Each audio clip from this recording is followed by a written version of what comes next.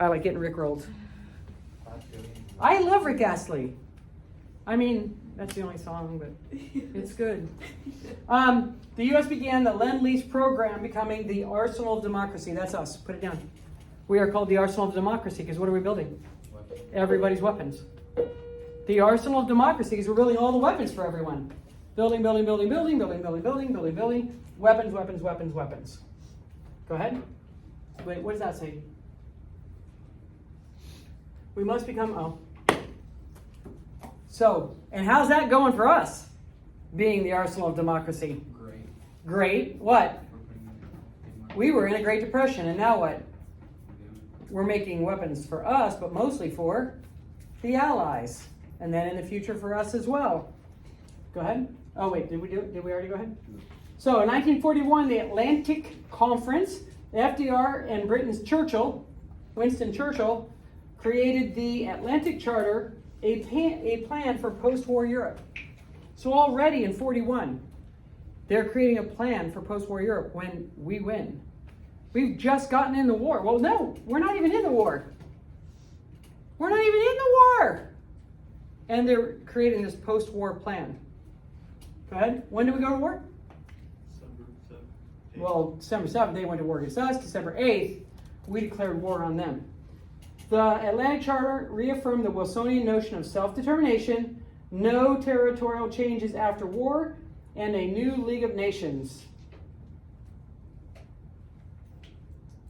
Well, that doesn't make sense. The Atlantic Charter reaffirmed the Wilsonian notion of self-determination, no territorial changes. Because we're allying with British who have what? Colonies all over the place. So this sentence doesn't make sense. The truth of the sentence is that they agree that there should not be Wilsonian self-determination. That Britain should be able to keep what? Their colonies. Okay, go ahead. Despite the non-aggression pact between the USSR and Germany, on June 22nd, 1941, Germany invaded the USSR. 1941, a year after they've conquered Europe.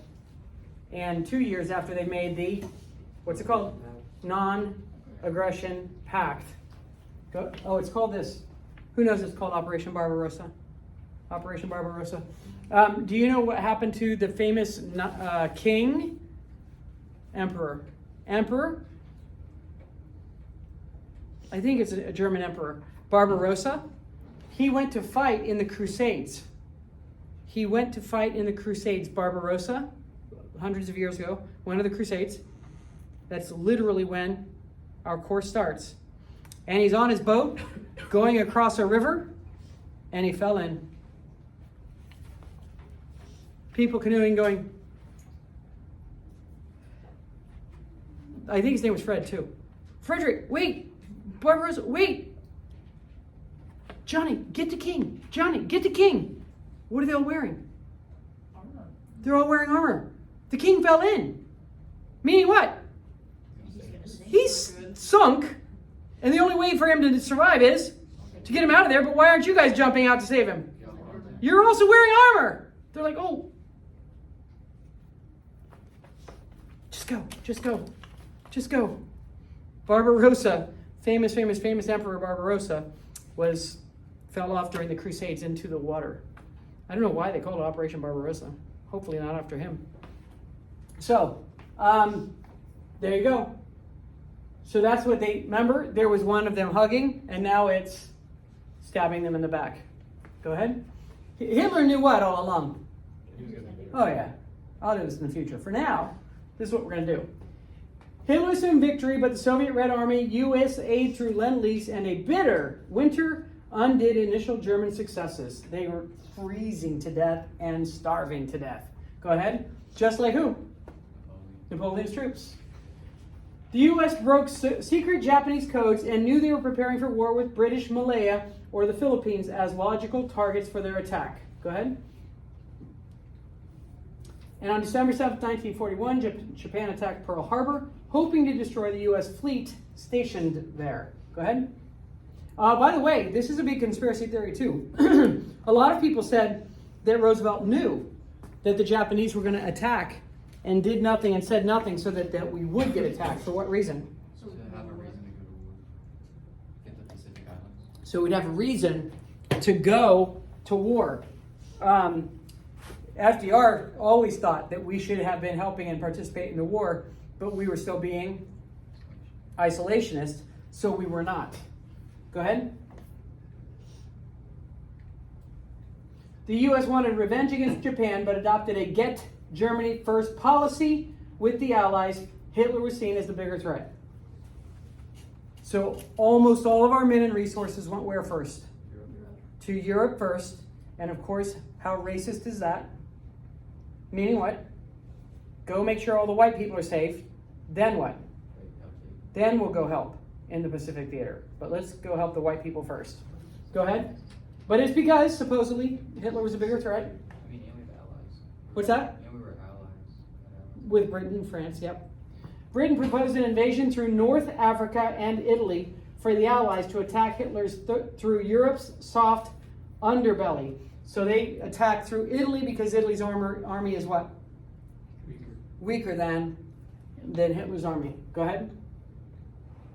So from November 42 to May of 43, the North African campaign was defined by German defeat at the Battle of El Alamein in Egypt. They lost. They still lost. Nazis were in Africa. Go ahead. Wait, go back. Before Alamein, we never had a victory. After Alamein, we never had a defeat. Got it? So wait, where's the date? So by 43. May of 43, are you hearing what it said? By May of 43, what? We got defeated then, but then what? From 43 on, the Allies are what? Taking back more and more and more and more and more land. Go ahead. In 43, at Casablanca Conference, FDR and Churchill agreed on terms of unconditional surrender for the Axis powers. In other words, we say what happens. Unconditional surrender. They've got to surrender. Go ahead. So February 43, the Soviets backed the Germans at Stalingrad. About 2 million were killed in the defining battle of the European theater. 43. Go ahead. After Stalingrad, the Soviets remained on the offensive the remainder of the war. So after Stalingrad, then they are winning. They, again, just like World War I, are poorly equipped, poorly industrialized, and so very poor weapons. They're just winning by mere what? People, numbers. World War I and World War II, more Russians die than anybody by a lot. By a lot. Lots and lots and lots of Russians die in both wars. 43, Sicily fell and Mussolini was deposed and later executed in 43. Way later. Mussolini was way later. Obviously, when do we know Mussolini was executed? You just said. 45. He was deposed, meaning what? Removed from power. He was removed from power. But he's not executed. There he is with his girlfriend. Upside down. I don't know if you can see, like his cheeks are all kind of big. They're beating the crap out of him, hanging upside down. Go ahead. And that is what Hitler's seeing in the newspaper the day before he kills himself. November of 43 at the Tehran conference, the big three, FDR, Churchill, and Stalin, agreed that Allies would launch simultaneous offensives. Stalin, FDR, go back. Stalin, FDR, and Churchill.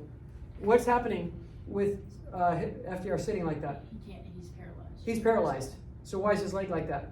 So he can make it seem like he's not. He literally, what? Lifted up his own leg and crossed it so that he would appear. How many pictures do we have of FDR in a wheelchair? None. We do have. Or very few. 2. There's 2 pictures. He was president for 12 years and a month. He got elected 4 times, but he only survived long enough to be president for 12 years. And there's only 2 pictures of him in a wheelchair.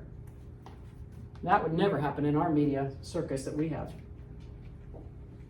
Soviet Union launched a successful counter-offensive during the Germans, driving the Germans back across Eastern Europe.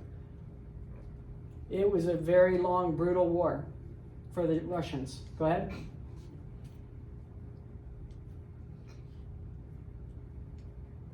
In June of 44, the Allies captured the city of Rome despite efforts by Italians and Germans to defend the peninsula. What's also happening in France in June of 44? June 6th, D-Day. June 6th, D-Day, June 6th, D-Day, June 6th, D-Day. Why do I have to care?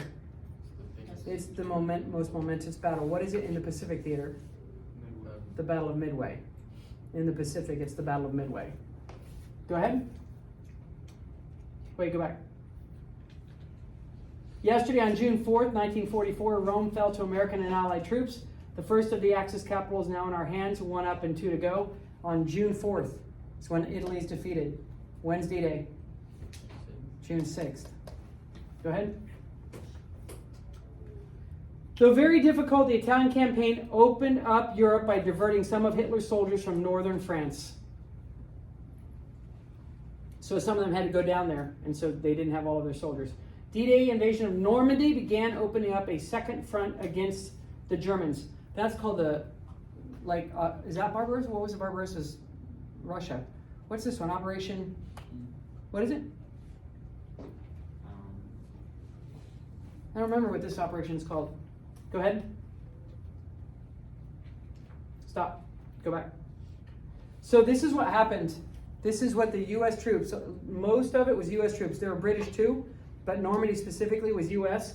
And so ships way out there. Then everybody piled into these things, and then they opened the gates, and they had to rush out. Why did they make them go out, get out in the water? Who's in bunkers up there on a hill? Germans with machine guns. So they make sure that they're far enough away.